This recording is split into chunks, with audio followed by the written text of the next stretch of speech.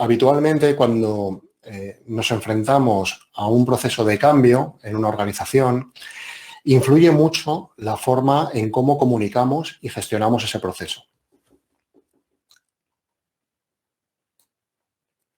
Bien, de esta manera, si empleamos tácticas inadecuadas, podemos obtener una mayor resistencia al cambio o incluso crear una oposición directa al mismo. ¿Vale? Muchas veces lo que ocurre ante un cambio, por ejemplo, queremos cambiar los valores de la compañía, lo que intentamos es, transmitimos ese proceso de cambio de una manera que no es adecuada y que no llega a todas las personas de la compañía de la misma forma. ¿Vale? Es por ello que resulta adecuado conocer 4 tácticas que dentro de la Enterprise Agility University manejamos y que nos van a ayudar a afrontar este proceso de cambio con mayores garantías de éxito y sobre todo con mayor confianza. ¿De acuerdo? Bien, en este caso vamos a comenzar por la táctica top-down. ¿Vale? La táctica top-down es una táctica en la que, bueno, es el upper management de la empresa, es quien toma las decisiones de forma centralizada. ¿Vale? No suele tener en cuenta al resto de personas, pero porque son los encargados, ese upper management, son los encargados de diseñar y de accionar y de definir la estrategia a seguir para comunicar la visión y la misión de la compañía. Solo un ratito, por favor, Ricardo. Sí. Tu micrófono está cerrado? No, el mío está abierto. No, tuyo, de Stephanie. ¿Está ok tu micrófono? Gracias, porque alguien estaba hablando que no estaba oyéndote. Por favor, perdón, puedes continuar. Gracias, Wilson. Bien, comentaba que esta táctica se suele emplear con el upper management y tiene que ver cuando requieren sobre todo hacer alguna comunicación que tiene que ver con cambios corporativos o que afectan de alguna manera a la empresa. Puede ser un cambio en los valores de la compañía, puede ser un cambio organizacional, por ejemplo, una nueva presidencia, un cambio en determinada jerarquía relevante a la organización. Entonces, como vemos, es el upper management quien define, diseña y ejecuta la estrategia a seguir para esa comunicación del cambio. ¿Vale? Aquí lo que es importante es que la visión se comunique de la manera más clara posible para evitar reticencias en las personas sobre la necesidad de ese cambio. ¿Vale? Ese upper management, o habitualmente los gerentes, realizan algunos estudios preliminares sobre el impacto que puede tener la iniciativa de cambio y también suelen realizar un análisis del coste o los beneficios de la medida. ¿Vale? El mayor problema que tenemos con esta táctica es que si se emplea de manera indiscriminada y para cualquier tipo de cambio, este cambio puede sentirse como algo impuesto, como una imposición, ¿vale? Sobre todo si tenemos, si no tenemos en cuenta los distintos estilos de comunicación que deberemos tener para comunicar el cambio a distintos áreas o estamentos de la organización. Bien. Por tanto, el éxito de esta iniciativa va a depender de que se establezca una relación de confianza entre quienes definen y ejecutan ese cambio y quienes lo van a, a padecer o lo van a accionar o lo van a sufrir, entre comillas, en primera persona, ¿vale? Los afectados por ese cambio. Como veis, pues bueno, es una táctica que tiene bastante sentido, ya digo, para determinados tipos de cambio estructurales y que afecten a todo lo que es las capas de la organización, pero como ya digo, no hay que abusar de ello. Y sobre todo hay que hacerlo con mucho cuidado de saber cómo tenemos que comunicar para que llegue el mensaje de la manera más adecuada posible a todas las personas de la organización y evitar esas confrontaciones.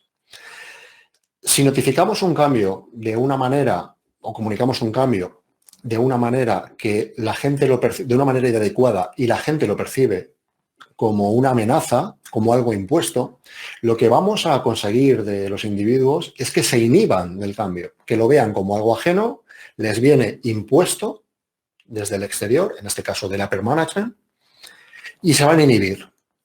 Y ahí ya tenemos la primera resistencia. Y el problema, en el mejor de los casos, no es que se inhiban. Ese sería lo mejor que puede pasar. El tener 4, 5, 10 personas, hombre, por supuesto todo depende del volumen, ¿no?, de la empresa, pero el tener determinadas personas contadas que están en contra del cambio o de la iniciativa no es demasiado malo por sí. Pero el problema es que esta gente puede llegar a tener una confrontación frontal, o sea, oponerse frontalmente a ese cambio, de tal manera que intentan, los que de alguna manera lo explicitan, los tenemos controlados, pero aquellos que dicen que están de acuerdo con el cambio, pero en realidad no lo están, son los que van a intentar sabotear el proceso desde dentro. ¿Vale? Ahí es donde realmente radica el peligro. ¿Vale? La siguiente táctica que vamos a ver es la bottom-up, ¿vale? En este caso, el cambio se identifica y se ejerce desde los equipos, ¿vale? Es un poco lo que intenta describir ese gráfico, ¿no? Está en un equipo y desde ahí es donde se genera el cambio, se genera la iniciativa dentro del equipo y se intenta expandir al resto, ¿vale? Los equipos son los que suelen identificar, se suele utilizar sobre todo en empresas de software. ¿Por qué? Pues porque los equipos son los que están más cerca de las necesidades del cliente, conocen un poco, bueno, pues dependencias, bloqueos, cuestiones que les asaltan en el día a día y que, bueno, pues permiten a lo mejor tomar determinadas iniciativas que puedan hacer que, bueno, pues incluso la cadena de valor del producto o del servicio varíe en función.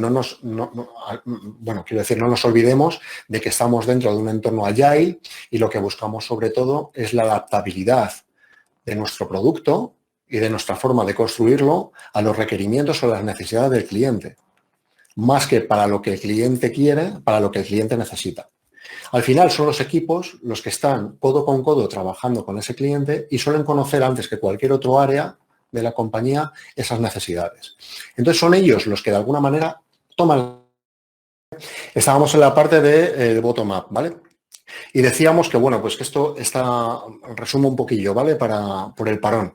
Es una táctica, se generan los equipos, son los que tienen que promover y mantener la inercia y el momentum de la iniciativa.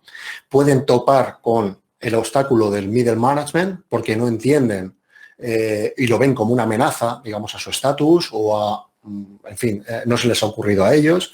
Y la opción de hacerlo es venderlo como un experimento en el que ese proceso de cambio habrá que verlo como una hipótesis y ver si se puede, si se valida o, en este caso, se refuta y hay que rechazarlo y, por tanto, el cambio no puede pasar de ahí, ¿vale? Esa es la forma en la que se puede vencer esa resistencia al cambio en esa capa de middle management. También hay otro problema adicional y es que como tenemos esa visión tan, digamos, en el detalle dentro del equipo, puede ser que la iniciativa de cambio que propongamos no esté, digamos, enraizada o no vaya de la mano de los valores o de la cultura de la empresa, ¿vale? Entonces, en ese caso, también es cierto que nos vamos a topar con bastantes impedimentos en el resto pues, del mismo departamento o de otras áreas o de cualquier capa de management para lo que es la accionabilidad de ese cambio, ¿vale? Vamos a pasar al tercer grupo, ok, o cambio orgánico. Vale, vale, sí, aquí la única cuestión es, el único problema, bueno, digamos que se trata de ir generando un cambio o una iniciativa de cambio, descomponiéndola en cambios probablemente más pequeños. Es decir, de lo que se trata es de dar pasos o pequeños cambios en la dirección, digamos, del cambio principal que queremos acometer, ¿vale? Sobre todo para ir probando que los cambios, como decía antes en el otro caso, esas hipótesis de cambio se validan y, por tanto, los cambios que vamos accionando se perciben como tal y, bueno, pues consiguen el beneficio esperado. Es cierto que esta táctica se introduce de manera lenta en la organización, ¿vale? Necesitamos bastante tiempo para hacerlo, porque ya digo que en esa descomposición que vamos a hacer es posible pues, que nos tope, nos lleve pues incluso no solo semanas, sino meses, el hacer un cambio completo. Entonces, ya veis que hay que utilizarlo en aquellos cambios en los que el sentido de urgencia de Kotter, por ejemplo, que comentaba, oye, cuando tengamos que cambiar, tenemos que primero generar la urgencia, cuando el sentido de urgencia que tengamos en ese cambio no sea tal, no lo necesitemos, ¿vale? Porque, como ya digo, podemos tener un lapso de tiempo bastante importante hasta que lo ponemos en marcha. Por eso hay que poner en marcha una nueva iniciativa, ¿vale? Y esperar los resultados, ¿vale? Una vez que ha tenido éxito el cambio, ¿vale? Podemos expandirlo, podemos a otras áreas o bien a otro equipo dentro del mismo departamento o incluso otras áreas, como ya digo, de la organización. Aquí tenemos que tener un cuidado especial, ¿vale? Con el copy-paste, ¿vale? Tened en cuenta que, por supuesto, un equipo es distinto de otro equipo, incluso dentro del mismo área, pero es que además equipos de distintas áreas son equipos completamente distintos. Las personas todos somos distintos y los equipos en los que estamos, por tanto, hay determinadas cosas que no se pueden replicar. Entonces, tenemos que tener mucho cuidado cuando hagamos una táctica de este tipo, de copy-paste, porque puede ser que los resultados beneficiosos que se han probado como tal han tenido éxito con un equipo, no se repliquen en otros equipos, aunque los calquemos al pie de la letra, ¿vale? Aunque lo copiemos. Entonces, aquí sí que tiene que ir este tipo de cambio, este tipo, digamos, de contagio, si queréis, o de copia, tiene que ir provisto de aquellos mecanismos de control que nos permiten evaluar otra serie de variables que puedan afectar a ese cambio y que, como digo, al tratarse de equipos distintos, puede ser que no hayamos tenido en cuenta en el primero. ¿De acuerdo?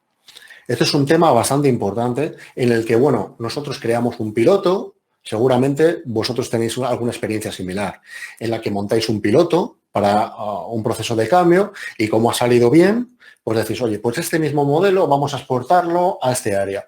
Lo exportáis ahí y resulta que es un fracaso y no sabéis por qué. Vale, pues la razón sobre todo está en eso, en haber descuidado ese punto de vista de que los equipos los forman personas distintas. Personas que además pueden estar en un estado mental, que desde la Enterprise Agility University también hacemos bastante hincapié, una mentalidad o una agilidad mental distinta y, por tanto, el nivel de apropiación de ese cambio puede variar de unos individuos a otros, ¿vale? Entonces, como veis, ya empezamos a hablar de otras variables que entran en juego en esa labor de copy-paste de ese proceso de cambio, ¿vale? Entonces, bueno, es el cambio más sensato también desde el punto de vista de que vamos cambiando cosas poco a poco. Si yo cambio de golpe varios puntos de un mismo cambio, si el cambio falla o si el cambio tiene éxito, no sabremos a ciencia cierta qué cambio o qué combinación de elementos es la que ha causado que el cambio no haya sido beneficioso o haya sido un fracaso total, ¿vale? Que haya tenido éxito o no.